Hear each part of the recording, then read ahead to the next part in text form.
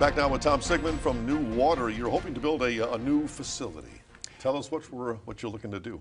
We are, it's actually not new facilities. We're looking to expand or basically renovate some of our older facilities. So at our Green Bay and De Pere facilities, treatment facilities, most of those facilities have been in place since 1974. So coming up on 47 years. That infrastructure, we take good care of it, but it doesn't last forever. And so I went back and looked. Since in 2021 dollars, we've invested in infrastructure about $1.2 billion since 1974, and we're looking to invest about $470 million over the next 20 years. With this new upgrade, will it allow you to do things that you can't do right now? In other words, are you handcuffed now by the age of the facility? There are some extent to the age. The facilities just break down, and when something breaks down unscheduled, we can't use it and kind of reduce our capacity. But we also have some facilities that just need the ability to process more solids or more liquids. And you're talking big dollars here. They are big dollars. We could be hundreds of millions here. It's in the vicinity of $470 million. How do you pay for that? Well, we're going to, it's going to be over 20 years. It will involve taking out loans. So we are able to get low interest loans through the state of Wisconsin.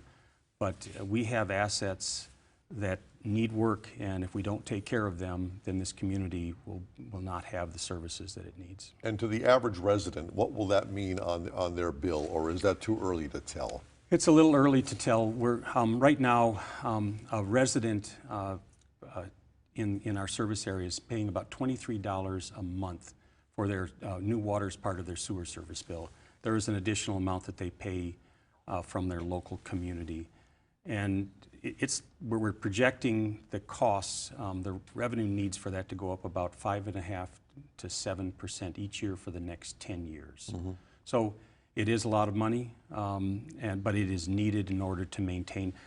The services, again, people don't necessarily think about us as an economic development engine, but without the services that we provide, or think about roads or other things, this economy or this community cannot grow. Yeah, people don't always think about your service, and then yet when they get that extra water bill, they go, wait, I don't want to pay that extra amount. Yeah, many of the facilities we're replacing we've had for 47 years.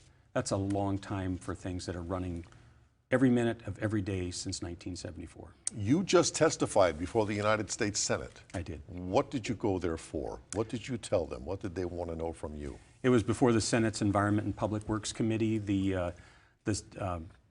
Congress appropriates money to the states to use in a state revolving loan fund. So money comes into all 50 states and the territories from Congress, and the state of Wisconsin's Clean Water Fund or the Drinking Water Fund manage that. And that is the primary source of funding that entities like New Water have. It's a loan program, and it is a subsidized loan program, but without that money to use in a revolving loan fund, we would, New Water and any number of other entities would have a difficult time loaning money or borrowing money. Mm-hmm. So I went there to testify on behalf of keeping that funding going, and also the allocation process that goes to states has not been changed since 1987. And some senators are wanting it to change more just straight to population. So you'd say that southern states, states like Texas, Florida, Arizona, have had a larger population gain since 1987, would receive a higher percentage of that money. Mm-hmm.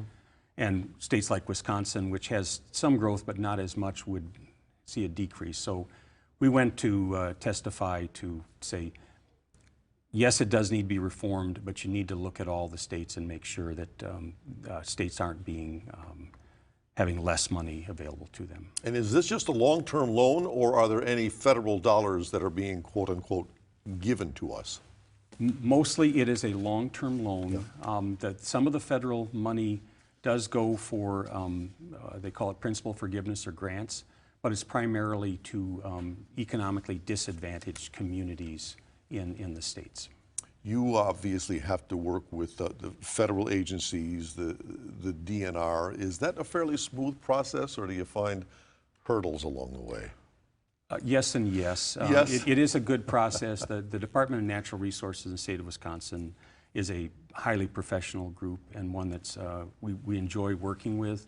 But that doesn't mean that there aren't challenges as they try to interpret state and federal rules, and we try to get things done.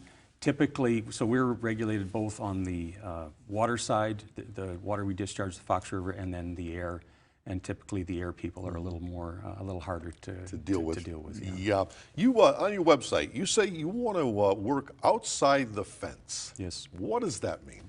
Well, one of our former commissioners, Jack Day, professor at UWGB, he'd given a presentation to us back when I started 15 years ago and talked about, you know, we literally have a fence around our facilities. So, you know, it's at, you can look at the fences, and what Jack had said is we have done an awful lot to optimize what we do with inside the fence. And the real opportunities for us to have a significant impact on water quality in this community are going to be done outside the fence. And that has been lately for us with agriculture.